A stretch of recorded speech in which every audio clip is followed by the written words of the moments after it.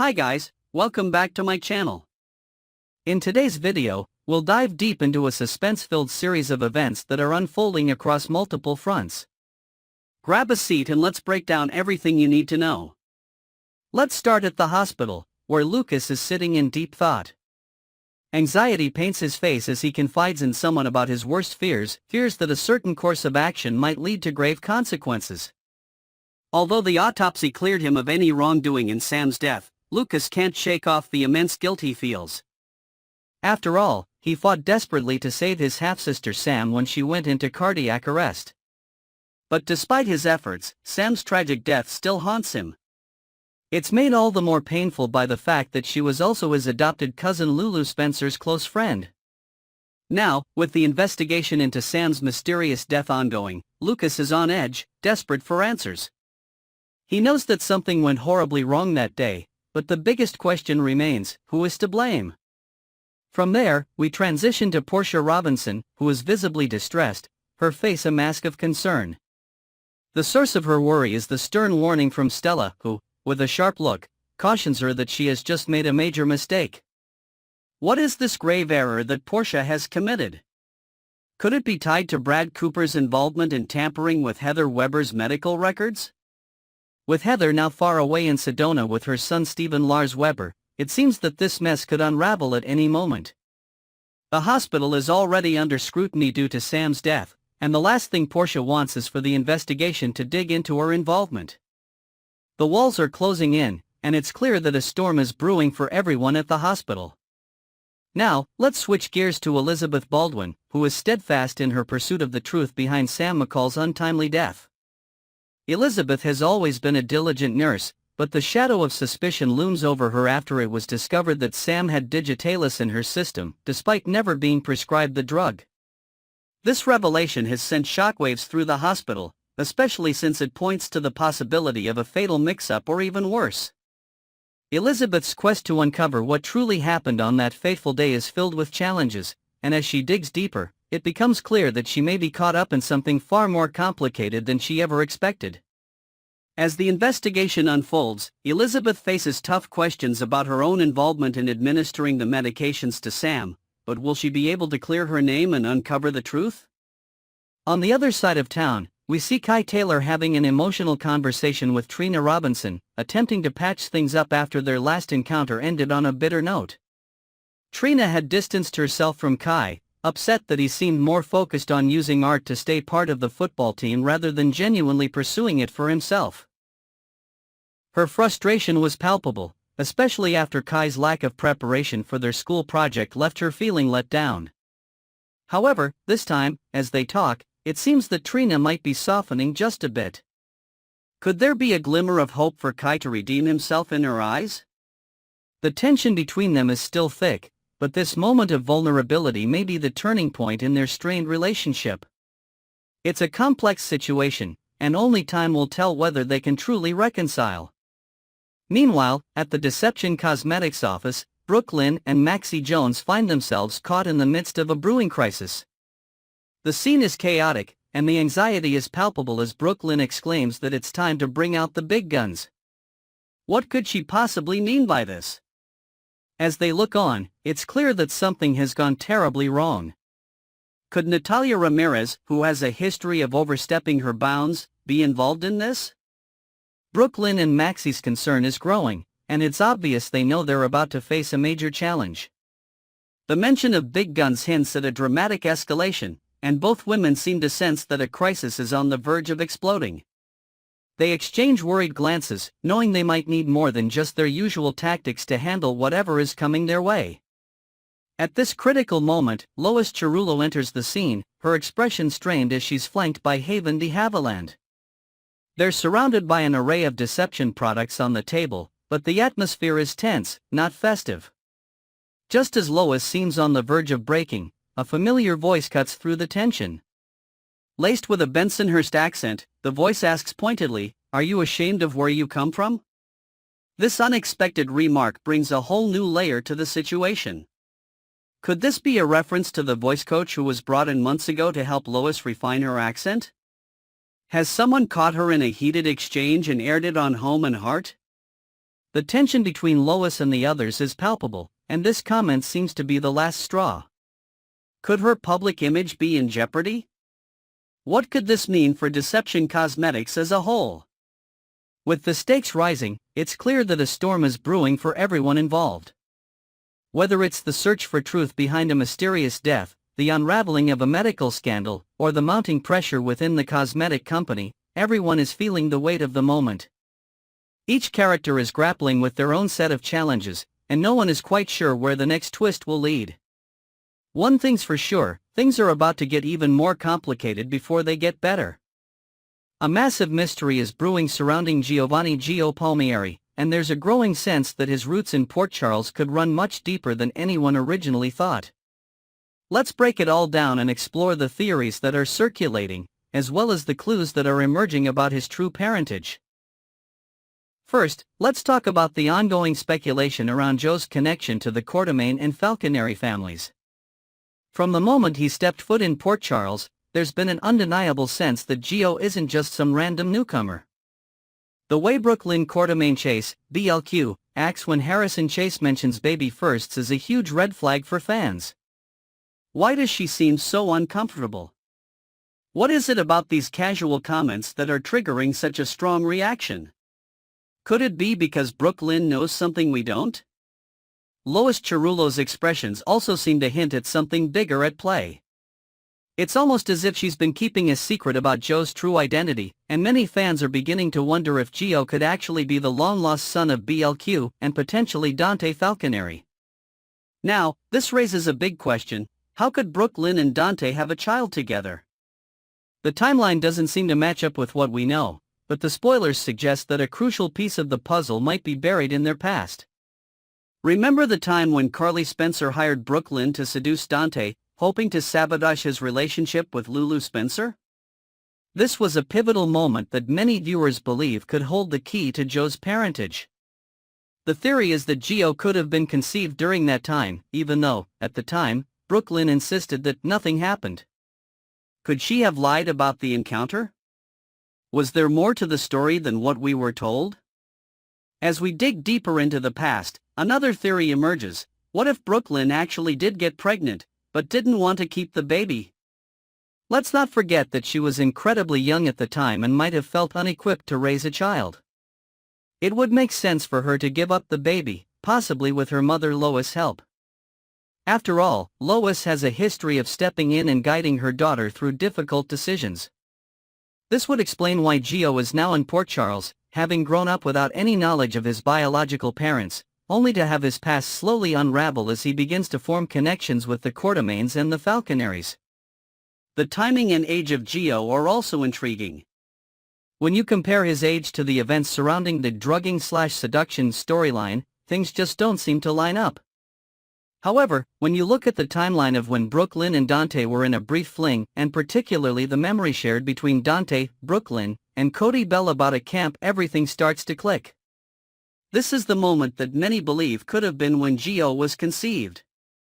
If we factor in their ages at the time and the fact that Brooklyn was still quite young, it makes more sense that she would have given up the child for adoption rather than keeping him, especially if she was trying to move on with her life after the tumultuous events with Dante. But, what would this revelation mean for the landscape of Port Charles? If it's true that Gio is the biological son of Brooklyn and Dante, it would change everything. For one, it would completely shake up Dante's world. He's already a father to Rocco, but how would he react to learning that he has another child out there? And what about Brooklyn? How would she handle the fallout of having kept such a huge secret all these years? The implications are far-reaching, not only for these characters, but for everyone connected to them in Port Charles. The drama that could unfold as this secret is slowly revealed would create ripples throughout the entire town. It would bring old grudges, unresolved feelings, and new relationships to the forefront. For the Quartermaines, the addition of another family member could shake up the already tense dynamics. For Dante, the guilt of not knowing his son could be overwhelming, and the relationship he shares with Brooklyn would be forever changed. As fans continue to speculate, one thing is clear: General Hospital is setting up one of its most dramatic reveals in years. Whether or not Gio is really the son of Brooklyn and Dante, the fallout is sure to be explosive. With every clue pointing toward a shocking twist, the truth is bound to come out, and when it does, nothing will ever be the same for the residents of Port Charles. Especially Molly Lansing Davis and TJ Ashford. The couple has been through so much already, but now, it looks like they may be at a crossroads that could change everything. Let's break it all down and discuss the possible future for these two, as well as the intriguing new dynamics that are emerging in Port Charles. First up, the most significant development in Molly and TJ's relationship. They've officially hit a major bump, and it seems like the cracks are too deep to ignore any longer. After years of trying to start a family and facing heartbreaking setbacks, it's clear that their dreams of having children have taken a huge toll on their bond. As many fans know, Molly and TJ have already been through an emotional roller coaster. Molly struggled with the painful realization that she couldn't carry a child herself, and together, they decided to pursue surrogacy. Unfortunately, both surrogates lost the baby, leaving them both devastated and questioning their future. The loss of baby Irene was a turning point for Molly. The emotional pain of losing a child has led her to make a difficult decision. She no longer wants to have children. This decision, however, doesn't sit well with TJ. For him, having a traditional family is something he's always dreamed of, and this fundamental difference in what they both want out of life seems to have created an insurmountable divide between them. It's no surprise that TJ has moved out of their apartment, and with the emotional strain of their separation building, it seems that an official split is on the horizon. The question on everyone's mind is this the end for Molly and TJ, or could there still be hope for them to reconcile? While it seems unlikely for now that Molly and TJ will find their way back to each other, Molly's evolving relationships with other characters hint at some potentially dramatic shifts in her life. Over the past few months, Molly has developed a surprising connection with Dex Heller. The two have bonded over their shared struggles with their families, and while Dex is currently in a relationship with Jocelyn Jacks, his friendship with Molly has felt much more emotionally intense than his physical attraction to Jocelyn. Could this deep emotional connection between Molly and Dex evolve into something more?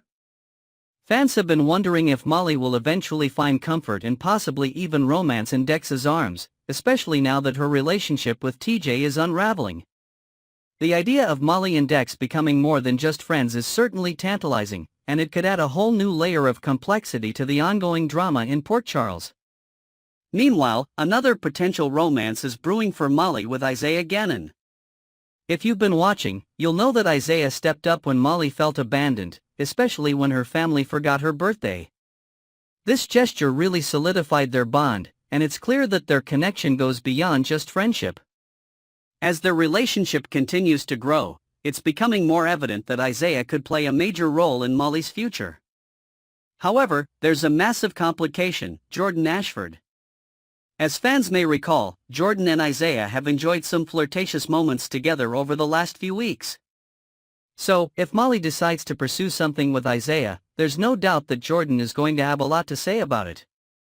Jordan isn't exactly thrilled with Molly at the moment, especially after Molly's behavior toward TJ over the past few months, and this new development will only add fuel to the fire.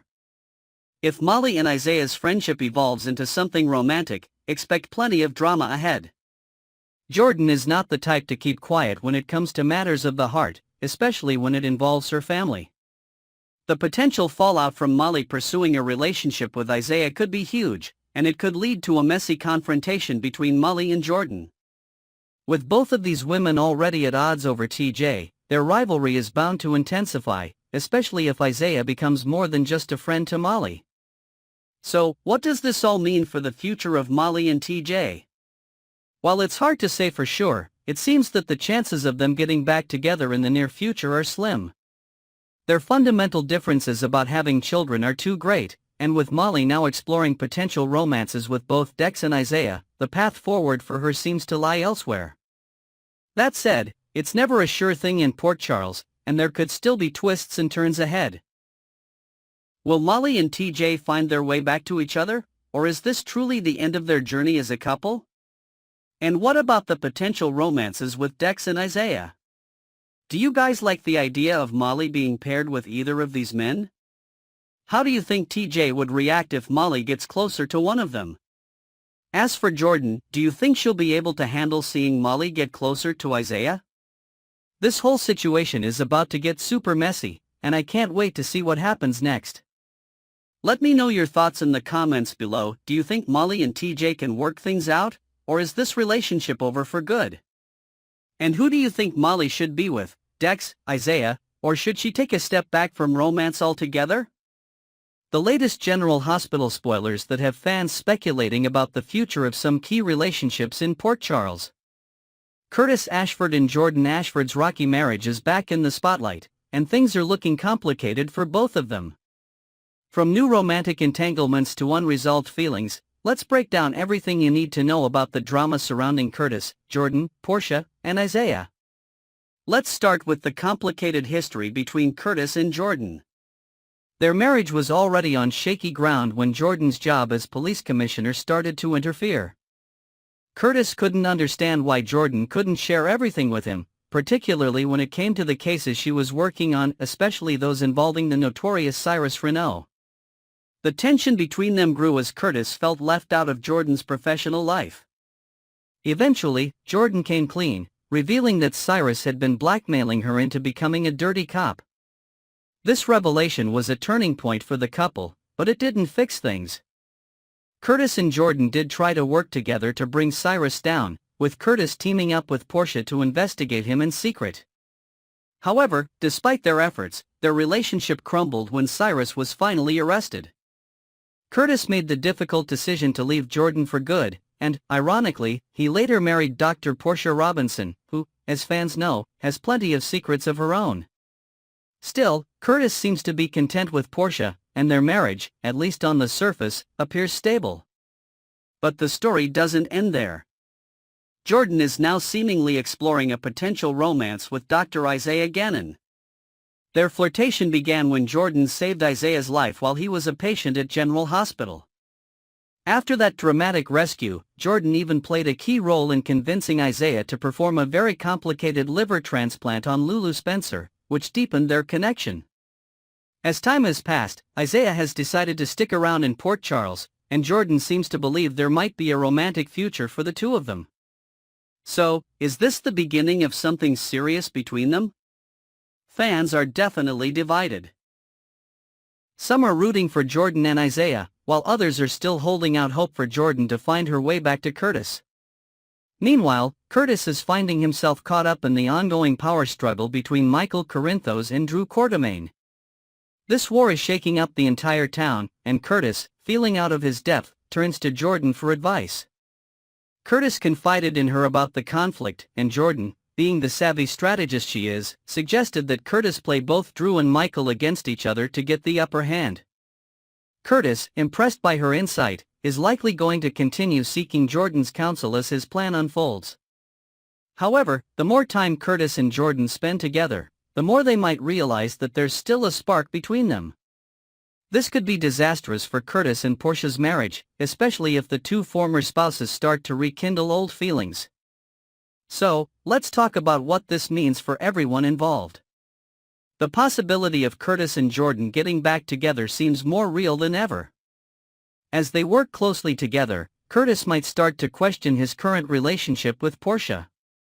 After all, there was once a deep bond between him and Jordan, one that may never have truly gone away. But how will Curtis and Jordan navigate this?